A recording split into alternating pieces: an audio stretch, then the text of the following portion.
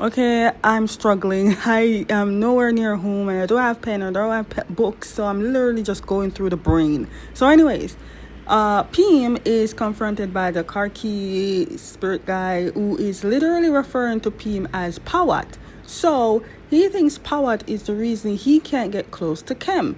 But my question is Kem like a relative as what the book says, or is Chemica the guy that Karki guy likes? I'm just assuming.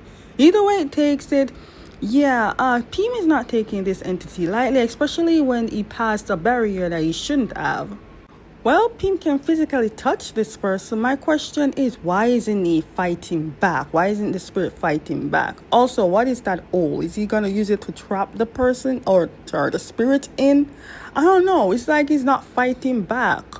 Here's where things get tricky. Cam must have remembered about the fact that they were talking about the Karki guy, and I feel like Cam knows that Pim knows the Karki guy, or it could be the boss witch hunter lady that probably he knows. There's something about Pim that he's hiding something, because there's no way, and Cam feel like he knows. I don't know, but Pim secretly is using black magic and he's better than his own grandfather. So, the question is, how long has he been using it? And now the question is, are you reincarnated Pawat? Because you know way more than you lead on. And why is he saying that, oh, mind your business? Like, dude, you're literally talking to these entities. Here's what I feel. I feel that Khemjira did not go to sleep last night and went to Pim's room, tried to talk to him and beg him for helping him, but then overheard Pim talking to the Kaki guy, and he must have said that the Kaki guy, that Khemjira is not the Chemica he knew. So, they both know Chemica. Pim and the Kaki guy knows Chemica. But now Khemjira wants to know who is Chemica, why it has to do with him. I clearly forgot what this whole trip is about. But anyways, these boys out here saw a warning sign and they want to pass that because they heard that there was a great view spot up there. So they're going to disregard that warning sign just to go there.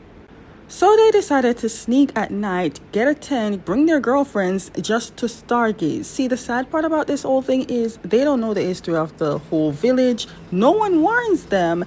And that warning sign is not like for bears or wild animals. It's literally a spiritual warning and they don't even know. I feel like she has like a bad vibes at this place. But she went because her boyfriend's gone with her friends and with his friends, and she don't want to stay in a house all alone. So, honestly, girl, if you feel a bad vibes, work with that bad vibes and go home. Honestly, these boys get annoyed each time. Now, they went out to pee in the lake. I believe it's the lake they pee in. But they are disturbing way more than their ancestors. I feel like they're disturbing the spiritual, like the protector of that side of the forest, and she is pissed. It seems Homegirl was waiting at the camping site too long and wondering where they went, so she went and looked for them. It doesn't seem that she's finding them and ended up finding the spirit itself. Honestly, girl, I feel it for you. Now word got out that not just the three boys are missing, but the girl is missing. Now either it's the night of the day they found out that they're missing. It can't be the actual night that they snuck out, because if it was, then they would have acted already. So, or it could be the same night. I don't know. It could be the same night they found out that they get missing. So now Pim is asking Jet to gather up the villagers to go on a manhunt. They really need to go find those people before it's noon and it gets too dark. Jet, you're a sweet kid and I know you mean well, but I kind of blame you because you brought all these children with you and didn't even give them the history of scary shit that's going on in this village. The only two person that knows these superstitious is Cam and Jet. When Jet and Pim decided to tell everyone to gather up and search for the boys and the girl, the ones that don't know what's happening ask, why they have to do this before noon.